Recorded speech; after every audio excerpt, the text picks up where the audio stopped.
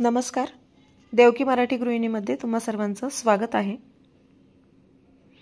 गणेश चतुर्थीनंतर येणारा गौरी उत्सव हा महाराष्ट्रातील एक महत्त्वाचा सण आहे.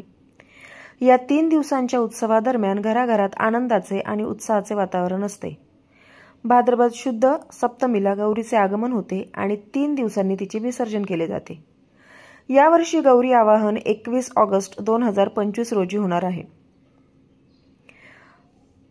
गौरी आवाहनाचा शुभ मुहूर्त 2025 मध्ये गौरी आवाहन 21 ऑगस्ट रोजी रविवारी आहे.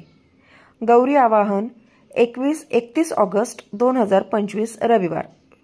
शुभ मुहूर्त पहाटे 5:59 पासून ते संध्याकाळी 6:43 पर्यंत.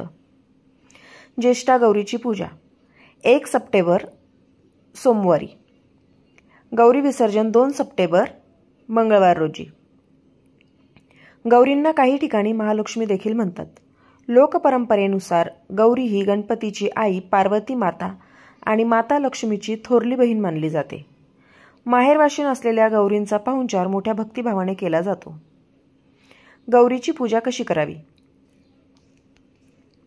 गौरी उत्सवाच्या 3 दिवसात प्रत्येक दिवशी विशिष्ट पद्धतीने पूजा केली जाते. गौरी आवाहनाचा पहिला दिवस 31 ऑगस्ट 2025 रोजी. घरात गौरीचे स्वागत करताना ज्या स्त्रीच्या हातात गौरी असतील तिचे पाय दूध आणि पाण्याने धुवून त्यावर कुंकवाचे स्वस्तिक काढले जाते.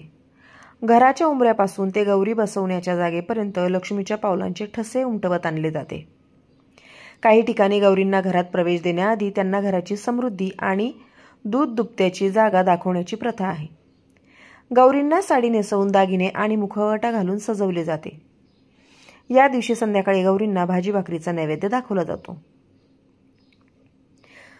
ज्येष्ठा गौरी पूजा दुसरा दिवस 1 सप्टेंबर 2025. या दिवशी गौरींची पूजा आणि आरती केली जाते. यासाठी पुरणपोळी, ज्वारीच्या पिठाचं आंबील, 16 भाज्यांची एकत्र भाजी, वेगवेगळ्या प्रकारची भजी, पापड, लोणचे असे विविध पदार्थ बनवून केळीच्या पानावर नैवेद्य दाखवतात. गौरी विसर्जन तिसरा दिवस 2 सप्टेंबर. या दिवशी सकाळी सुताच्या गाठी पाडल्या जातात. या गाठींमध्ये हळदी, कुंकू, सुकामेवा, बेलफळ, रेशीम धागा अशा वस्तू टाकून त्या बांधल्या जातात. गौरींची पूजा आरती करून गोड शेवयाची खीर आणि उडीद डाळीचा भाजलेला पापड याचा नैवेद्य दाखवला जातो. गौरींना पुढील वर्षी पुन्हा येण्याचे आमंत्रण देऊन निरोप घेतला जातो आणि त्यांचे पाण्यात विसर्जन केले जाते. विसर्जन करून परत येताना थोडी वाळू घरी आणून ती घरात सर्वत्र टाकतात. यामुळे घरात समृद्धी येते अशी लोकांची श्रद्धा आहे. गौरी आवाहनाच्या वेळी कोणत्या चुका टाळाव्यात? स्वच्छता. गौरी आवाहनाच्या आधी आणि उत्सवादरम्यान घराची पूर्ण स्वच्छता राखा. मुहूर्त. गौरी आवाहन आणि पूजेचा शुभ मुहूर्त चुकवू नये. नियमित पूजा. उत्सवाच्या 3 देवतात नित्यनियमाने पूजा करावी. पावित्र्य. पूजा करताना आणि नैवेद्य बनवताना पावित्र्याची विशेष काळजी घ्या. मांसाहार करणे टाळा.